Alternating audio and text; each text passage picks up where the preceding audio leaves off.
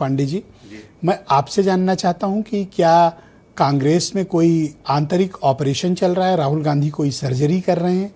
Congress party की इस नई राजनीतिक शैली का कारण और वजह? ब्रजेश जी, सबसे पहले तो मैं आपको जन्मदिन की बहुत बहुत बधाई देता हूं। आप जैसे विश्व देश के बड़े पत्रकार जिन्होंने विश्व पटल पर भी भारत का झंडा फहराने का काम किया है, आपने आर्थिक जगत से जुड़े मुद्दों पर विदेशों में भी जाकर आपने पत्रकारिता की, इसके लिए आपको और आपके दर्शकों की तरफ से भी मैं आपको जन्मदिन आपका धन्यवाद। लेकिन मेरा जन्मदिन कोई अहम बात नहीं है, एक सामान्य दिन है, आप कृपया पक्ष रखें। देखिए, राहुल गांधी जी 2004 में जब से संगठन में आए हैं, तब से उन्होंने कांग्रेस पार्टी के को संगठनात्मक तौर पर मजबूत करने के लिए उन्होंने पौध लगानी शुरू की थी।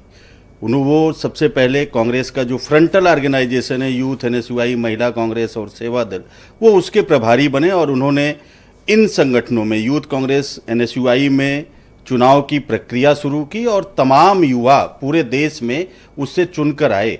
और मुझे आपके चैनल पर ये कहते हुए खुशी हो रही है कि आज उन्हीं युवाओं में से तमाम लोग अलग अलग राज्यों में प्रदेश अध्यक्ष हैं, मुख्यमंत्री भी हैं, मंत्री हैं, प्रदेश के अध्यक्ष हैं और एआईसीसी में भी वो लोग जिम्मेदारी निभा रहे हैं। तो ये कोई सर्जरी नहीं है, ये एक संगठनात्मक प्रक्रिया है जो 2007 से शुरू होकर आज 2026 तक वो जो पौध राहुल गांधी जी ने लगाई थी ट्रांसफॉर्मेशन के रूप में, आज वो बरगद की तरह पूरे देश में दिखाई दे रहा है।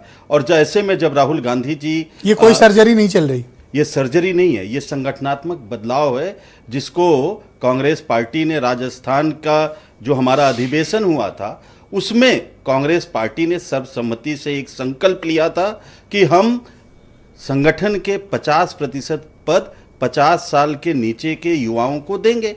तो वो संगठन है पूरे देश में। अगर ये सर्जरी नहीं है तो तमिलनाडु में राजनीतिक प्रत्यारोपण क्यों हुआ? वो प्रत्यारोपण नहीं था। देखिए, क्यों नहीं था? एक अंग से निकल के दूसरे अंग में फिट किया, तो इसको प्रत्यारोपण नहीं कहेंगे तो क्या कहेंगे? दूसरे का लीवर उठा के कहीं लगा दिए हो? नहीं, यह ऑपरेशन नहीं था ब्रजेश जी। यहाँ पर भारतीय जनता पार्टी को तमिलनाडु जैसे साउथ के राज्य में एंट्री करने से, जैसे वो अरुणाचल प्रदेश में उन्होंने एंट्री किया कि पेमा खांडू और सारे विधायकों को खरीद कर उन्होंने 0 सीट वाली भारतीय जनता पार्टी ने अरुणाचल प्रदेश में सरकार बनाई थी, वही काम वो ऑपरेशन लोटस तमिलनाडु में ना कर पाए। इसको रोकने के लिए जरूरी था। आप डीएमके को विश्वास में लेकर कोई कदम उठा सकते थे। अचानक से रातों रात तलाक नहीं, तो लोग प्रश्न तो करेंगे पांडे जी। नहीं, ये तलाक नहीं था। और हमने कांग्रेस पार्टी ने उनसे भी बात की थी और कांग्रेस पार्टी ने स्पष्ट रूप से ये बताया था कि ये रास्ता है। और मुझे लगता है आपने देखा, और उदयनिधि दोनों का बयान है, कोई बात नहीं। आपने देखा स्टालिन अगले दिन आपको जोसेफ विजय के घर गए, उन्होंने जाके उनको बधाई दी। अगर जरा भी विजय खुद गए तो कर्टसी है, कर्टसी, आपका क्या रोल है इसमें? अगर वो असहमत होते तो उनके घर नहीं जाते। ये भारतीय जनता पार्टी मतलब ये आपके हॉर्स ट्रेडिंग से रोकने के लिए आपके बदलाव का प्रतीक है। यही तो कह रहा हूं कि धोखा देने में आपने सेकंडों नहीं लिया। नहीं, ये धोखा नहीं, भाजपा को रोकने के लिए, हॉर्स ट्रेडिंग रोकने के लिए, विधायकों की भाजपा का कुछ नहीं है तमिलनाडु में के लिए। आप बीजेपी की आड़ में मत छिपो। आपको सत्ता चाहिए थी, इसलिए आपने विजय को चुना। नहीं, आप बताइए तो ब्रजेश जी, आप बताइए, अगर कांग्रेस पार्टी विजय के साथ नहीं खड़ी होती तो किसकी सरकार बनती?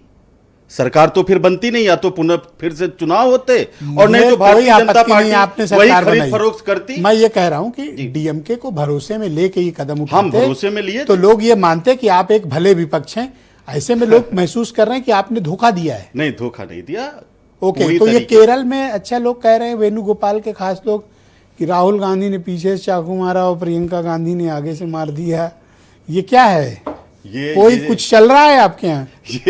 ये जो लोग कह रहे हैं वो पक्का भारतीय जनता पार्टी के यहाँ शाम को बैठ रहे हैं। देखिए, केरला में बीडी सतीशन जी, आपने खुद अपने प्रारंभिक उद्बोधन में कहा, वो जमीन पर जुड़कर वो काम कर रहे थे।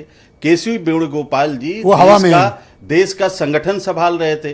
दोनों की जिम्मेदारियां अलग अलग थी। जैसे रेवंता रेड्डी तेलंगाना में, वो कांग्रेस पार्टी की सरकार लाने का दिन रात मेहनत कर रहे थे, वो सीएम बने। बीडी सतीशन जी, रमेश चनिथल्ला जी, ये जो लोग थे, रोजी एम जान थे, एम लेज्जू, तमाम लोग हमारे साथ, ये लोग यूथ कांग्रेस में रहे जो वहां कैबिनेट मिनिस्टर बने। ये लोगों ने मेहनत की केरल में, और 10 साल बाद एलडीएफ की सरकार को हटाकर यूडीएफ की सरकार तो लाने ये में बताइए उन्होंने कि भूमिका कर्नाटक में अचानक से नेतृत्व परिवर्तन, इसका मतलब सिद्धारमैया एक नाकाम मुख्यमंत्री थे? नहीं, तभी तो आपने बदलाव किया। नहीं, आपको भी ये पता है ब्रजेश जी, और सारे मीडिया को पता है कि जब ये कर्नाटका का चुनाव हो रहा था, जब पहली सरकार कर्नाटका की ऑपरेशन लोटस में बीजेपी ने चुराई थी, और दोबारा जब चुनाव हुआ था, तभी ये तय हुआ था कि डीके शिवकुमार जी और सिद्धारमैया जी दोनों मुख्यमंत्री रहेंगे।